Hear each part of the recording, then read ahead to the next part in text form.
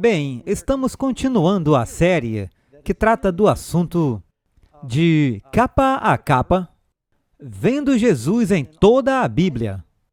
E nas nossas duas últimas apresentações falamos sobre José. José é um dos grandes heróis, ele provavelmente é o exemplo mais marcante na Bíblia de alguém que é um tipo de Cristo. E eu vou dar a vocês uma pequena noção. Agora, só para continuar de onde nós paramos, José agora veio da prisão para o palácio. Ele está interpretando o sonho de Faraó em sua corte. E sua habilidade impressiona. E ele falou sobre 7 anos de fome, 7 vacas gordas, 7 vacas magras. E as 7 vacas magras comem as gordas, mas não engordam. Todos vocês querem saber sobre essa dieta, não?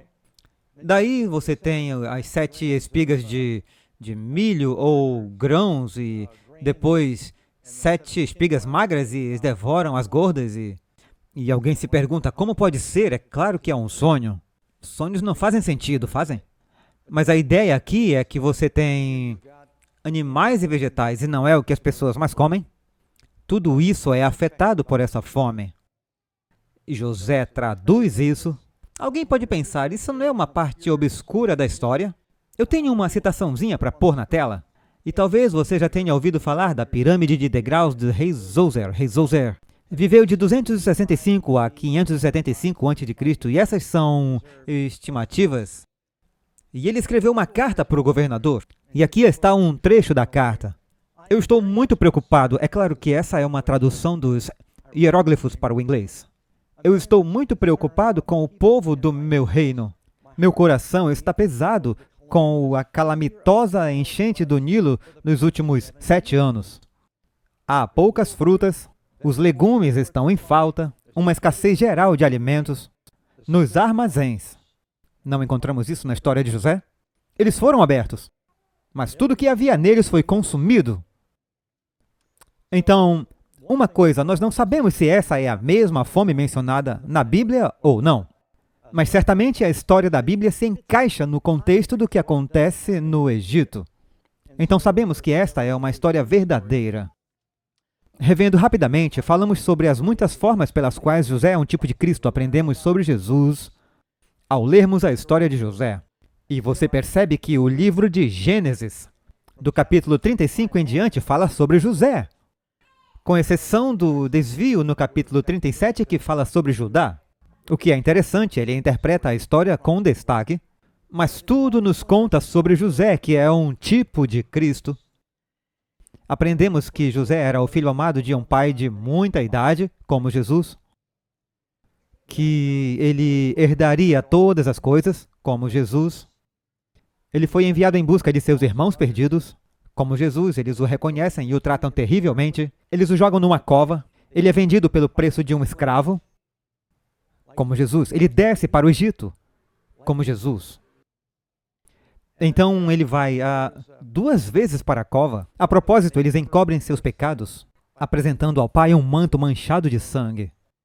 É o sangue do sacrifício que cobre o pecado deles. Então José é vendido como escravo no Egito. Ele serve cerca de 10 anos na casa de Potifar. E a esposa de Potifar, que soubemos o nome dela, é a senhora Potifogo. Ela lançou os olhos em José e procurou seduzi-lo. E José resiste a uma grande tentação. Como Jesus, onde tantos outros caíram, ele resistiu com sucesso. Então ele é perseguido, ele é falsamente julgado. Ele é amarrado e colocado na prisão. Jesus foi amarrado. E na prisão, José é cercado por escravos. São 2 criminosos, um à direita e um à esquerda. Um acaba sendo perdoado e o outro condenado à cruz, é Jesus, que morre entre ladrões.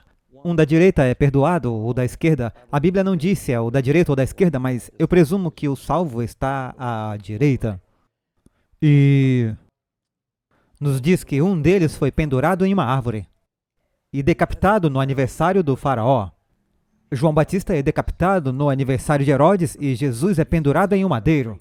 Nós encontramos todas essas alusões à história do Evangelho. E ainda nem chegamos na parte boa. E hoje vamos retomar. Nós vimos que José foi liberto agora porque ele interpreta os sonhos dos 2 prisioneiros. O mordomo conta ao faraó sobre José. Então José interpreta o sonho do faraó. E agora nós entramos na história onde José sai porque ele foi chamado da prisão para o palácio. Mais uma vez, José muda de roupa. Você percebe que o manto de José é usado para cobrir o pecado dos irmãos? O manto de José é usado para cobrir o pecado da esposa de Potifar. Ela mostra o manto dele para esconder que ela é a verdadeira culpada. E agora José sai da prisão e troca de roupa. E ele está vestindo roupas ótimas. Em um dia ele vai da prisão para o palácio. Que incrível exaltação! E lemos em Gênesis 41, verso 38. Se quiser, vire a Bíblia até Gênesis 41. E vamos ver até onde chegamos essa manhã. E o faraó diz aos seus servos, absolutamente pasmo com a maneira como José traduziu esse sonho e deu uma resposta tão clara e concisa, sem hesitação. E não só o faraó, mas todos os seus conselheiros disseram, bingo! Talvez não tenham dito bingo, mas disseram, é isso aí, essa é a interpretação do sonho. E em seguida, José continua e diz, se eu posso sugerir que você encontre uma pessoa competente para fazer isso, se prepare para 7 anos de abundância e armazene comida, pegue 1/5 da comida e diga o que fazer.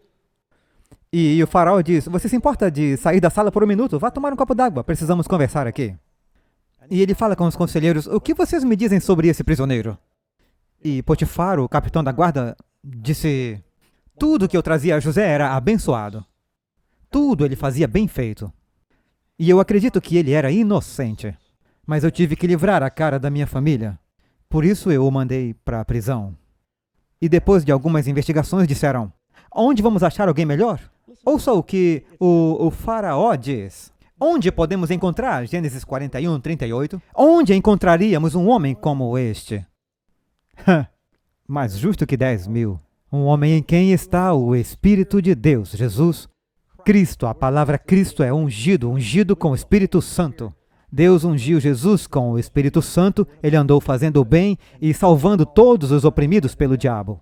A palavra Messias significa ungido. E aqui o faraó diz, este homem é ungido, ele tem o Espírito Santo. E então você lê no verso 46, capítulo 41, que José tinha 30 anos quando se apresentou diante do faraó, rei do Egito.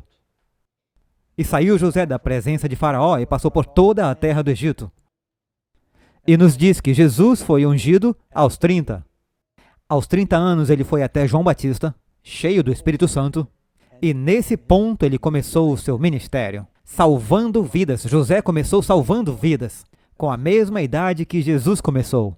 Vamos em frente e vamos procurar o capítulo 41 e no verso 40. Bem, aqui basicamente diz que o faraó dá a José grande autoridade. É claro que Cristo tem autoridade máxima, eu tenho vários versos que falam sobre isso. A Bíblia nos diz em Gênesis 41, verso 40, você estará sobre a minha casa e todo o meu povo será governado de acordo com a tua palavra. Será que Deus quer que isso aconteça de novo, que o seu povo seja governado de acordo com a sua palavra? Amém? Ah, se a palavra de Deus pudesse ser a regra orientadora em nossas vidas. Apenas em relação ao trono eu serei maior que você. Jesus disse, pois meu Pai é maior do que eu.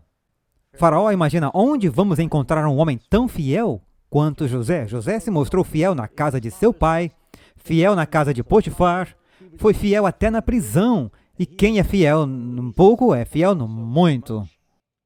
Para aprender matemática não é preciso dólares, você pode começar com centavos. É o mesmo princípio. É como Deus trabalha em nossas vidas.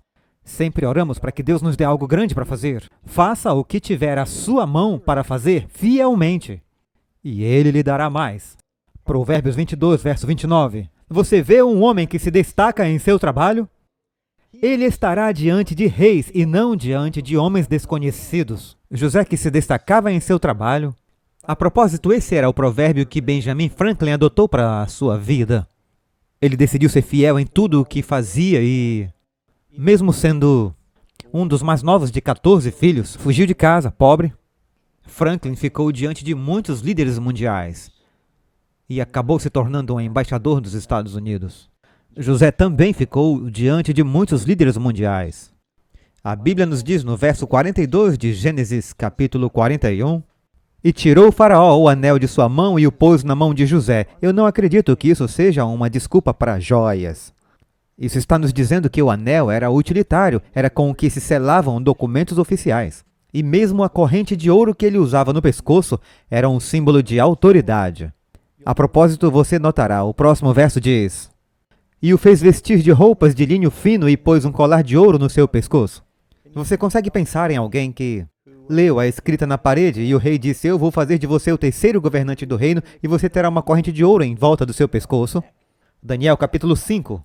A mesma coisa, aquela corrente simbolizava autoridade. Talvez houvesse algum medalhão que mostrava que ele tinha a autoridade de um rei. Eu li que uma das razões pelas quais Marco Polo e seu tio e pai puderam viajar pelo reino do grande Khan é que o grande Kublai Khan deu a eles um medalhão, uma placa que mostrava que eles tinham autoridade para ir onde eles quisessem. E aquilo lhes dava a palavra do rei. José agora tem essa autoridade. Você lê agora em Gênesis 41, verso 43, diz: e o fez subir no segundo carro que ele tinha, e clamavam diante dele: ajoelhai. Isso soa familiar. José teve sonhos quando ele era mais jovem. As pessoas vão se curvar diante dele. Assim o pôs sobre toda a terra do Egito. E todos deveriam dobrar o joelho. Não é igual a Jesus? Vejam suas Bíblias em Filipenses. Não perca Gênesis. Vá para Filipenses 2:10.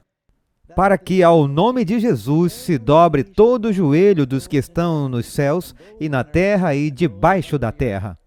Assim é com o nome de José. Todos se curvam. E ao nome de Jesus, no final, todo mundo se curvará. Amém? Você lê aqui em Gênesis 41, verso 44. Faraó também diz a José: eu sou o Faraó. Note que ele diz: eu sou. O único maior que Cristo é Deus o Pai. Ele diz: eu sou o Faraó. Mais tarde na história, José diz: eu sou. Eu sou o Faraó, e sem o seu consentimento, nenhum homem pode levantar a mão ou o pé em toda a terra do Egito. Grande autoridade. Jesus nos diz em Mateus capítulo 28, ele diz, isso está no verso 18, toda a autoridade me foi dada no céu e na terra. Você consegue ver Jesus na história de José? Consegue? Mas fica ainda melhor, amigos. Se prepare, ainda tem mais.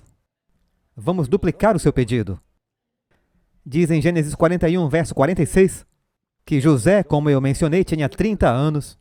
Ambos começaram seu ministério durante esse tempo. E mais adiante, nós lemos, um pouco mais à frente, nos diz que José agora recebe um novo nome. Eu não sei se eles têm problemas em dizer o nome José. Quando eu viajo por aí, algumas pessoas têm dificuldades em dizer um nome simples, como Doug. Para mim é fácil. Mas em alguns lugares, eles me chamam de Duck, que é pato. Quando eu trabalhei com os índios navarros, eles perguntaram meu nome, eu disse Doug. Eles, Duck, pato. Eles, outras pessoas por aí. Perguntem para Bonnie, ela está sentada aqui. Ela recebe cartas e as pessoas soletram meu nome D-O-U-G-H. Muitos soletram meu nome Doe. Outros me chamam de Dog, cachorro.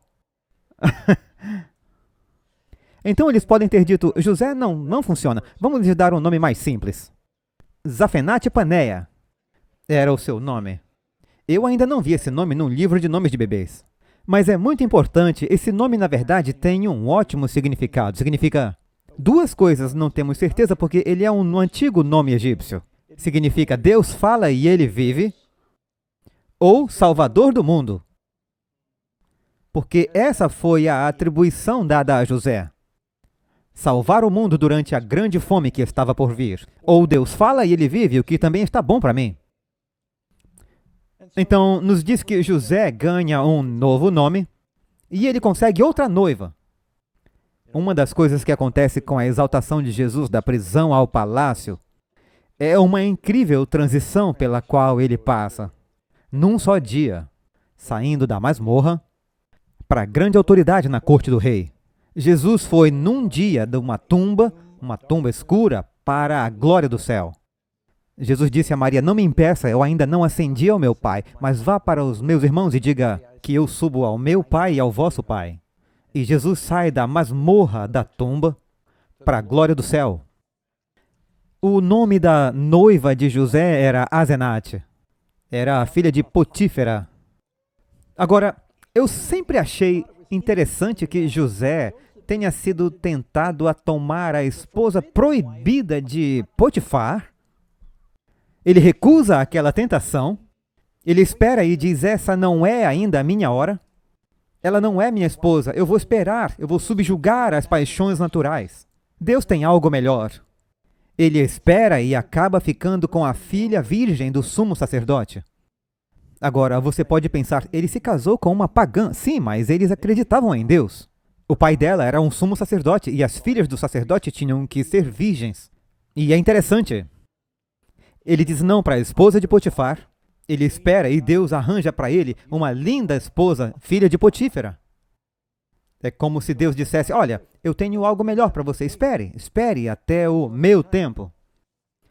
E conforme o tempo passa, José esquece a dor e a angústia da servidão e da prisão. Agora ele tem uma família. Ele agora tem o seu filho primogênito, com Asenate, o seu nome é Manassés. Pois Deus me fez esquecer de todo o meu trabalho e da casa de meu pai. E ele tem um segundo filho, Efraim, que significa Deus me fez frutificar na terra da minha aflição. O que diz aqui, os dois filhos de José significam esquecer o passado, frutificar no futuro. Paulo diz para esquecermos as coisas que ficaram para trás. Esquecer que você foi um prisioneiro, um escravo do diabo. E agora você olha para um futuro frutífero. Isso está falando sobre o ponto da virada na vida de José. Tudo que ele passou na juventude o preparou para esse grande dia. E falando nisso, o quanto José sofreu, eu estou me adiantando, ele viveu 110 anos. A maior parte da vida de José foi muito abençoada, com prosperidade, autoridade e muitos confortos. Então ele ganha um novo nome. E então o faraó conta ao povo em Gênesis 41, 55. Aqui diz que, bem, nós estamos meio correndo um pouco. José faz o que ele havia sugerido. Ele sai pela terra do Egito. Ele manda construir armazéns em vários lugares. E ele começa a armazenar grãos durante aqueles anos frutíferos. A terra produziu aos montes uma abundância de grãos, muito mais do que podiam comer. Mas José dizia, não joguem fora. Armazenem, armazenem, armazenem, armazenem, armazenem. A propósito, nós precisamos armazenar pão agora para os anos de fome. Noé teve que armazenar comida na arca para atravessar o dilúvio. E há uma tempestade chegando, amigos, há uma fome vindo aí. Precisamos armazenar pão agora, para podermos usá-lo durante o tempo de fome. Então ele armazenou grandes quantidades. Eles tinham tanta comida que eles pararam de contar. Era perene. E você nunca ficará sem o pão de Deus. Jesus é o pão da vida. Então, quando o povo sentiu fome, eles vieram ao faraó e disseram, estamos sem comida. Gênesis 41, 55, faraó disse aos egípcios, vão a José. Tudo o que ele disser a vocês, façam. Essa seria uma boa ordem para a igreja, não? Tudo o que Jesus disser a você, faça. Não sejam ouvintes da palavra, mas cumpridores da palavra. A propósito, essa mesma frase está no Novo Testamento conectada com Jesus durante o milagre da água transformada em vinho. Maria diz a eles, tudo o que ele disser para vocês, façam. As mesmas palavras ditas a respeito de Jesus são ditas a respeito de José. Então lemos no capítulo 41, verso 57, então todos os países vieram a José no Egito para comprar grãos, porque a fome era severa em todas as terras. Existe um problema universal com o pecado. É um problema universal de fome do pão da vida. E o único no mundo que naquela época tinha esse pão era José. E o único no mundo hoje que tem esse pão é Jesus. Amém? Todos vocês querem esse pão? Você só consegue em um lugar. Só há um nome dado entre os homens pelo qual devemos ser salvos que tem aquele pão, que vai saciar. E é Jesus. E agora a história fica muito interessante. Estamos no primeiro ano de fome e, evidentemente, os irmãos, eles conseguiram viver por um tempo com o que eles haviam guardado. Mas, finalmente, eles começaram a ficar com fome. E, por algum motivo, os irmãos resistem um pouco em ir para o Egito. Não diz exatamente o porquê, mas, finalmente, Jacó diz a eles que não entende. Jacó viu que havia grãos no Egito. As caravanas continuavam indo até lá, pegavam grãos e davam a notícia: sim, há muita comida no Egito. E ele disse aos seus filhos, estou no capítulo 42, verso 1, por que vocês ficam olhando uns para os outros? Encontramos a mesma frase mencionada na história dos leprosos. Por que ficamos sentados aqui até morrermos? Estamos morrendo de fome. Por que vocês estão olhando uns para os outros? Vocês têm que fazer algo. Sejam proativos. Ele disse, na verdade, eu ouvi dizer que há grãos no Egito. Desçam até lá e comprem para nós, para que possamos viver e não morrer. Essa é uma história de vida e morte. Eles estão morrendo. E agora os 10 irmãos de José... Esperem um segundo. Quantos irmãos José tem? Ele tem 11. Jacó tem 12 filhos. José, Benjamim e os outros 10, através de Leia e as concubinas. Os 10 irmãos de José desceram para comprar grãos no Egito. Mas Jacó não enviou a José, seu irmão Benjamim, como ele disse. Vai que alguma calamidade aconteça com ele. Ele está um pouco apreensivo e super protetor agora, Benjamim, porque ele já sofreu muitas perdas. Ele perdeu Raquel, perdeu José. Ele não quer perder Benjamim. Então, os filhos de Israel foram comprar grãos entre aqueles. Evidentemente, tem muita gente indo para o Egito. Agora, José era o governador sobre toda a terra. E era ele quem vendia a todas as pessoas da terra.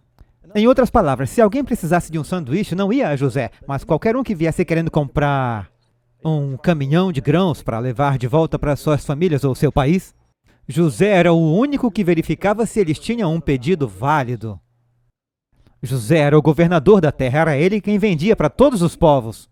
E os irmãos de José chegaram, eles estavam na fila, como todas as pessoas, provavelmente hordas de pessoas de outros países. E eles se curvaram diante dele com o rosto no chão. Eles viram todo mundo fazendo aquilo, eles pensaram, deve ser o governador do Egito, ou pelo menos o primeiro-ministro. E eles se curvaram. E José viu seus irmãos, e ele os conheceu, ele os reconheceu. Mas ele agiu como um estranho para eles e falou rudemente com eles. E disse a eles, de onde vocês vêm? Eles disseram, de Canaã, para comprar comida. Portanto, José reconheceu seus irmãos, mas eles não o reconheceram. Eu posso imaginar o que se passava na cabeça de José. Quando ele ia de uma pessoa para outra vendendo comida, talvez ele imaginasse que um dia veria sua família. E você pode pensar, já que José era o primeiro-ministro do Egito e tinha toda a autoridade, por que ele não disse ao faraó que ele queria ir para casa e ver a família dele? Deus disse a ele que não era a coisa certa a fazer. José era um profeta. E ele podia não só sonhar, ele podia interpretar sonhos, e ele entendeu. Deus tem um destino para mim e eu preciso esperar seu tempo. Por isso ele não foi. Mas ele pensou que talvez um dia seus parentes aparecessem, e com certeza ele escanearia os rostos, e eles vieram 20 anos depois. Provavelmente eles envelheceram um pouco. Você já esteve numa reunião de comissão? É pecado demais. E era difícil reconhecê-los, mas ele os reconheceu, e os ouviu falando o idioma em sua língua nativa, e ele pensou, e aí estão eles. Mas a última vez que você viu seus irmãos, eles quase te matam. A última vez que você viu seus irmãos, eles te jogaram numa cova e depois te venderam como escravo. E você implora e olha em seus olhos e pede, não façam isso, não façam isso. Seus rostos estavam quentinhos em sua mente. E ele os vê. É claro, a última vez que o viram, ele ainda era um menino muito jovem, com um pouco de penugem no rosto, com apenas 17 anos. Mas agora ele está formado e se tornou um homem. Falando egípcio fluentemente, ele conversa com eles através de um intérprete que fala algumas línguas semíticas, e talvez ele tenha, obviamente, ele está vestido como um egípcio. Ele passou um bom tempo como um escravo e na prisão. Eles não o reconhecem. Cristo veio para os seus, mas os seus não o conheceram. Ele os conhecia, mas eles não o conheciam. Deus nos conhece. Ele sabe tudo de nós. O que você faz, o que você está pensando e o que não está. José sabia, ele vê todas as coisas. Todas as coisas estão descobertas aos olhos daquele a quem temos que fazer. Eles o conheciam. Ele falou rudemente com eles. Verso 9. Quando eles se curvaram, diz que José lembrou-se dos sonhos que ele teve com eles. Tudo voltou para ele. Eu lembro de ter visto isso em um sonho. Como se ele tivesse esquecido aquele sonho que um dia ele estaria numa posição de grande autoridade. E aqueles anos como escravo e aqueles anos como prisioneiro pareciam que não se conectavam, mas agora seus irmãos se curvando diante dele, e ele disse: eu vi esse dia, eu lembro, está tudo voltando. Então por que ele fala rudemente e se torna um estranho para eles? Porque ele não os ama? Bem, ele está olhando todos aqueles anos em que ele esteve na prisão, ou quando ele foi um escravo, o coração ansiando pelo irmão mais novo. José tinha esse irmão mais novo, sua mãe morreu. José provavelmente cuidou do seu irmão mais novo como um de seus pais. Ele amava Benjamim, ele cuidou dele. É tudo o que restou de sua mãe. E então, quando ele foi levado, ele pensou: se fizeram isso comigo é porque estavam com ciúmes. Se o pai está agora sendo imparcial com Benjamim, se ele está pensando em fazer Benjamim ter o direito da primogenitura porque ele era o filho de Raquel, o que eles fizeram com Benjamim? Benjamim ainda está vivo, seus irmãos aparecem e Benjamim não está lá. O que ele está pensando? E ele está se perguntando o que aconteceu. José é muito sábio na forma como ele lida com eles. Então ele não se revela ainda. Ele espera o momento certo. E ele disse: vocês são espiões. Vocês vieram ver a nudez da terra. Muitos países pensam: vamos atacá-los durante um período de vulnerabilidade. Está nas manchetes hoje. E ele pensa: como eu sei que vocês não vieram para ver os recursos do Egito, vieram para ver a nudez da terra? Estamos passando por uma fome agora e vocês são de algum país estrangeiro, estão pensando em atacar, e é por isso que eu estou examinando todo mundo que vem em busca de comida. E eles ficam perplexos com isso. E eles dizem: não, meu senhor, no verso 10, teus servos vieram comprar comida. Somos todos filhos de um só homem, somos honestos, não somos espiões. E ele os pressiona ainda mais: não, vocês vieram ver a nudez da terra. E eles dizem: teus servos são 12 irmãos, filhos de um homem na terra de Canaã. E bem, ocorre que há apenas 10 de nós aqui, então eles sentem que precisam se explicar. E eles dizem: o mais novo está com o nosso pai. E eles percebem que ainda não somam 12. E eles dizem: um deles não está mais. Imagine a cena daqueles irmãos olhando no rosto de José e dizendo: um deles não existe mais. E José vai e diz: sim, me contem sobre isso. E José disse a eles, ele diz: eu falei que vocês eram espiões, a conta não está batendo. Isso soa como uma história muito suspeita. São 12 filhos e só há 10 de vocês aqui. Dessa forma, vocês serão testados pela vida do faraó. Vocês não sairão daqui até que seu irmão mais novo apareça. Enviem um de vocês e que ele traga seu irmão, e vocês sejam mantidos presos para que suas palavras sejam testadas para ver se há verdade em vocês. Ou então, pela vida do faraó, com certeza vocês são espiões, e espiões são tratados como ofensa capital. Então todos eles ficaram presos por 3 dias. Quanto tempo José ficou preso? 3 anos. Quanto tempo Jesus ficou na tumba? 3 dias. Ele não os faz experimentar tudo o que ele experimentou, mas ele vai prová-los.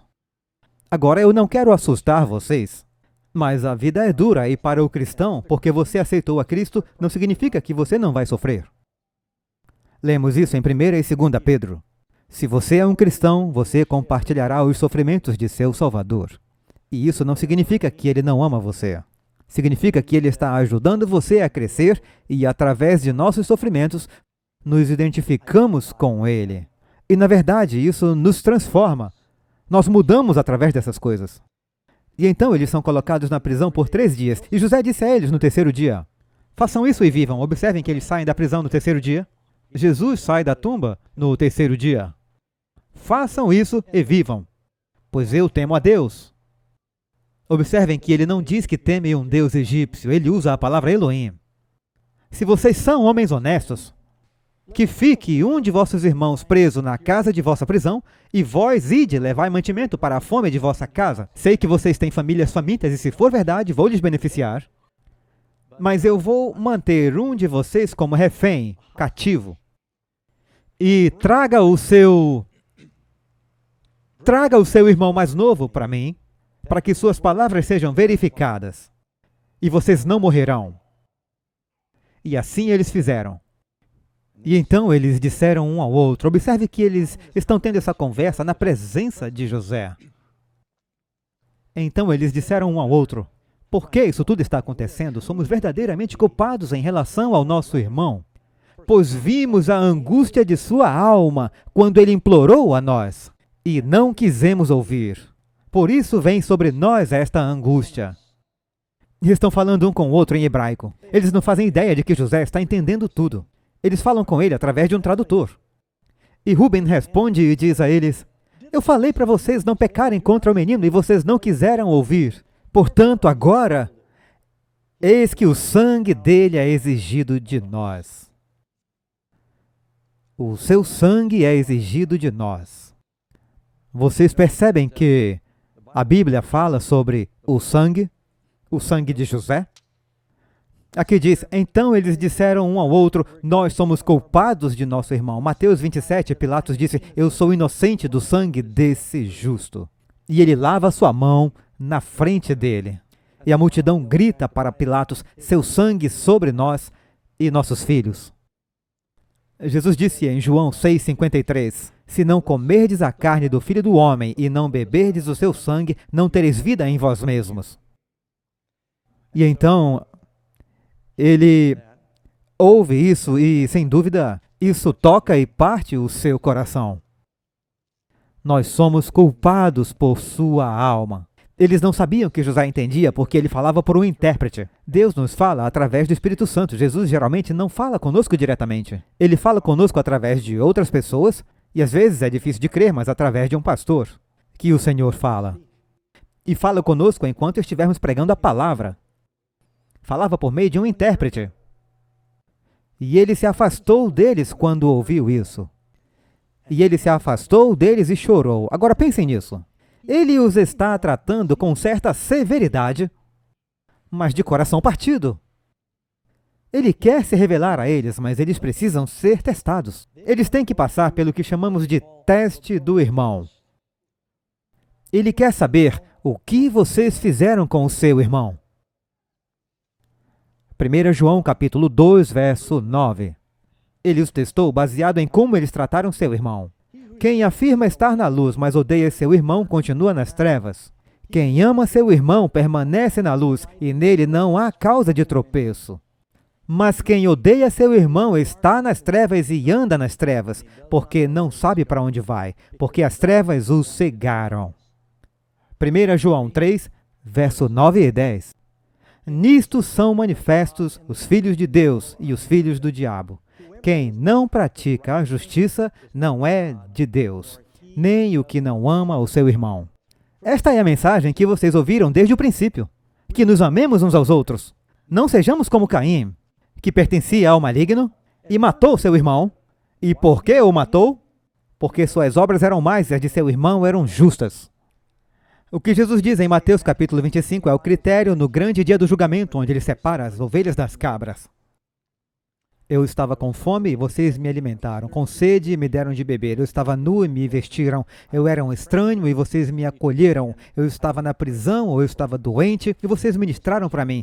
É uma lista com 6 condições. Todas têm a ver com como você tratou seu irmão e sua irmã. Como vocês se amam. Esse será o critério. E Jesus então diz: muito bem, servo bom e fiel, para aqueles que amam seus vizinhos.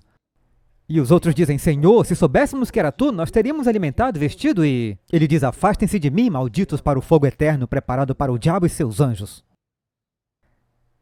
E importa como tratamos um ao outro? José os testa com base em como você trata o seu irmão, como você trata a sua irmã.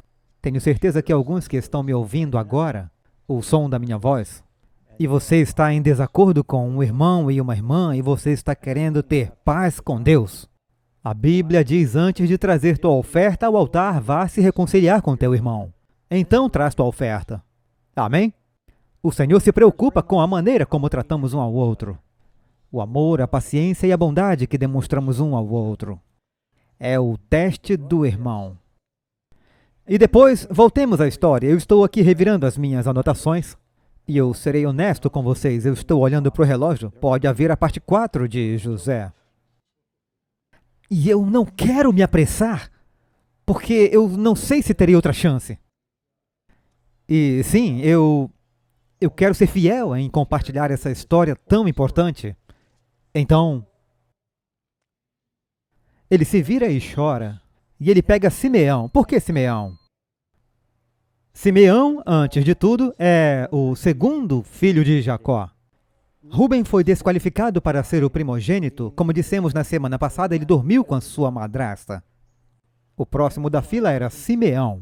Quando Simeão viu que José ia ser escolhido para ser o primogênito, ele foi o mais zangado. Talvez tenha sido ele a dizer: eis que vem esse sonhador.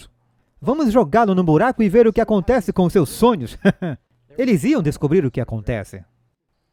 A Bíblia nos diz também que Simeão e Levi eram os cabeças quentes que foram para a cidade de Siquém e massacraram todos os homens lá, e levaram todos os cativos e os fizeram servos na casa de Israel. E então José coloca Simeão na cadeia. E ele pensa: olha, eu estive na prisão por anos, você vai ficar na prisão, você vai provar o que eu provei. Então, ele o ajuda a experimentar isso. E então ele diz a eles, ele deu ordem para encher seus sacos com grãos e restituir para cada homem o seu dinheiro de volta, para lhe dar provisões para a viagem. Ele está preocupado, ele não quer que voltem para suas famílias de mãos vazias, ele vai testá-los, mas ao mesmo tempo, ele os alimenta. Outra coisa é que ele não apenas os alimenta, eles estão tentando comprar pão, e ele diz ao mordomo: coloquem o dinheiro deles de volta no saco. Não vamos ficar com o dinheiro dessas pessoas. E o mordomo diz: o quê? Ele diz: destas não. Talvez ele tenha contado para o mordomo que aquela era a sua família. Devolvam o dinheiro para os seus sacos. Aqueles rapazes estavam se perguntando: o que está acontecendo? Então ele lhes dá provisões, não dá apenas grãos, ele lhes dá provisões para a viagem. E assim ele fez por eles. Então carregaram seus burros com grãos e eles partiram de lá se perguntando: o que está acontecendo? Por que isso está acontecendo conosco? Ele levou Simeão por causa do que fizemos com José? Então eles têm sua primeira parada. A propósito, é uma viagem de 320 quilômetros. De onde José está até Hebrom. Para você ler isso, leva apenas alguns segundos. Mas fazer isso num burro é uma longa viagem. E então, no caminho, eles param para alimentar seus burros e abrem seu saco e encontram seu dinheiro no saco. Então ele disse aos irmãos: meu dinheiro foi devolvido, está aqui no meu saco. Então eles temeram, quase um ataque cardíaco. Antes ele achava que éramos espiões, agora vai pensar que somos ladrões. Espiões e ladrões. Eles temeram, dizendo: o que é isso que Deus fez conosco? Eu acho interessante, não perca esse ponto muito simples. Eles tentaram pagar o pão, mas José não permitiu. Ele devolveu. Sempre que você dá ao Senhor, Ele devolve. Você não pode dar nada a Deus. De fato, pelo resto da história, toda vez que eles dão dinheiro a José, eles voltam mais tarde e dizem: olha, trouxemos o primeiro dinheiro. Ele diz: não tem problema. Ele coloca de volta no saco. Vocês lembram quando Naamã, o leproso, foi curado de sua lepra? Ele trouxe um presente fabuloso e queria pagar Eliseu. Eliseu disse: eu não vou aceitar nada. Porque você não pode pagar pela purificação da lepra, você não pode pagar pelo pão da vida. Já está pago. Vinde. Todos os que têm sede, venham às águas. Quem não tem dinheiro, venha comprar e comer o pão sem preço. Jesus quer nos dar todo aquele pão da vida, amigos. Amém? Vemos aqui nessa história que José acaba se tornando um salvador. E ele alimenta o mundo e todos estão sendo sustentados por José. Vamos continuar nosso estudo sobre José, mas nosso tempo acabou. Amoroso Pai do céu, Senhor querido, somos tão gratos por teu amor divino que demonstrou na história essa imagem inicial de Jesus na vida de José. Senhor, isso apenas reforça a nossa fé de que essa palavra é verdadeira, que a Bíblia é um livro sobrenatural e que nos fala de um Salvador e Senhor sobrenatural. Eu oro para que também possamos aplicar essas lições em nossas vidas, amar nossos irmãos, levar o pão da vida que é oferecido a nós sem dinheiro, sem preço. E que por causa do sacrifício de Jesus, podemos ser salvos por meio de seu sangue inocente. Cobre-nos com seu manto de justiça. Eu oro por cada pessoa que está vivendo essa experiência em nome de Jesus. Amém.